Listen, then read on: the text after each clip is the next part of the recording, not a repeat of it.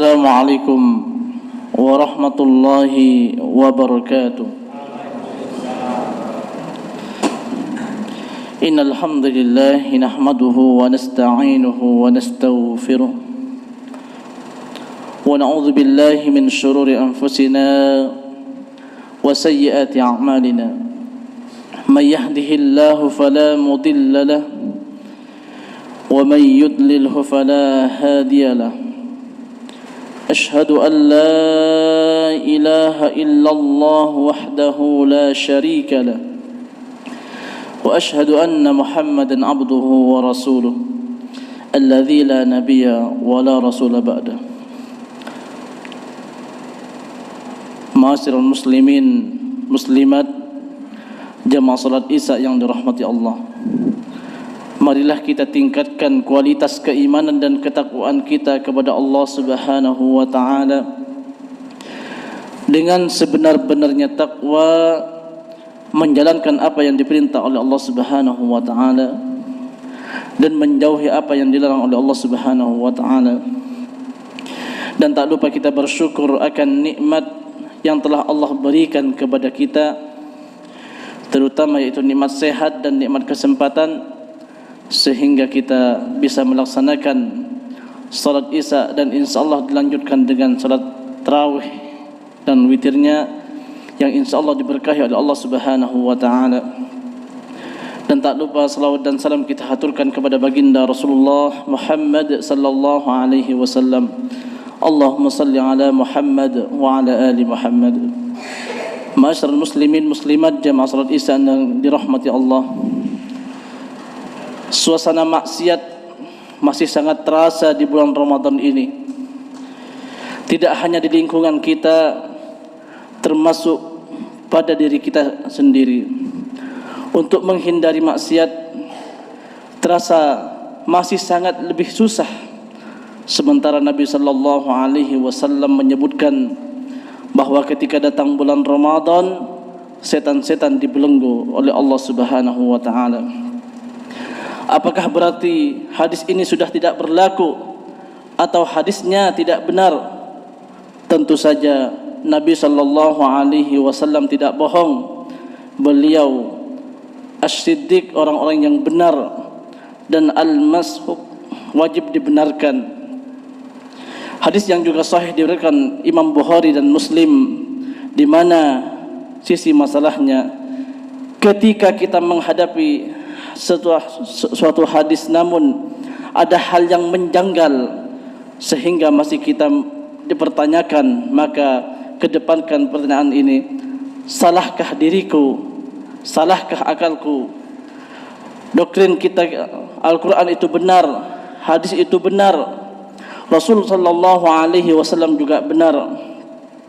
Hadis itu tidak ada catatnya. Selanjutnya, ini semua karena keterbatasan kita semua dalam memahami hal tersebut. Ini karena ketidaktahuan kita semua. Kita harus husnuzan, harus berprasangka baik kepada Allah Subhanahu wa taala dan Rasulullah sallallahu alaihi wasallam. Sebelumnya kita simak hadis baginda Rasulullah sallallahu alaihi wasallam dari Abu Hurairah radhiyallahu an. Rasulullah sallallahu alaihi wasallam bersabda, "Idza jaa Ramadan futihat abwabul jannah wa ghulliqat abwabun nar wa suffidat asyayatin." Apabila Ramadan telah tiba, maka pintu surga dibuka, pintu neraka ditutup, dan setan dibelenggu. Hadis riwayat Bukhari dan Muslim. Dalam lafaz lain disebutkan, "Idza kana Ramadan futihat abwabur rahmah wa ghulliqat abwabu jahannam wa sulsilatis syayatin." Jika masuk bulan Ramadan, pintu-pintu rahmat dibuka, pintu-pintu neraka jahanam ditutup, dan setan diikat dengan rantai. Selanjutnya kita kembali kepada pertanyaan di atas, mengapa masih ada maksiat jika setan telah dibelenggu oleh Allah Subhanahu wa taala? Ada beberapa pendekatan yang disampaikan ulama dalam memahami kasus ini. Pertama, sumber maksiat tidak hanya datangnya dari setan, karena hawa nafsu manusia di sana juga ikut berperan dalam hal ini. Keterangan disampaikan oleh Imam As-Sindi dalam hasyiahnya atau catatannya Untuk Sunan An-Nasa'i beliau mengatakan, hadis setan dibelenggu tidak berarti meniadakan segala bentuk maksiat, karena bisa saja maksiat itu muncul disebabkan pengaruh dari jiwa dan sifat buruk kita semua, dan timbul perbuatan maksiat tidak selalu datang daripada setan. Berarti ada setan yang mengganggu setan-setannya dan seterusnya bersambung. Sementara kita, dan harus kita tahu, tidak ada setan yang mendahului maksiat sehingga maksiat iblis murni dari dirinya. Sedangkan yang kedua, setan dibelenggu tapi masih bisa mengganggu, hanya saja tidak bisa sebebas ketika ia dilepaskan seperti di bulan-bulan lainnya di luar bulan Ramadan. Maka kita simak keterangan Imam Al-Baji, ulama Malikiyah, dalam Syarh Al-Muwatta.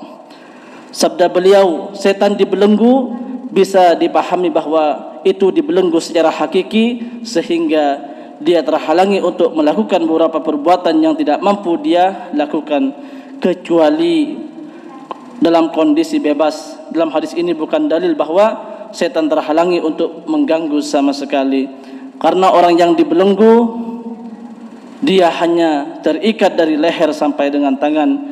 Dia masih bisa bicara, membisikkan ide maksiat atau banyak gangguan-gangguan lainnya. Ma'asyiral muslimin muslimat jamaah salat Isya yang dirahmati Allah.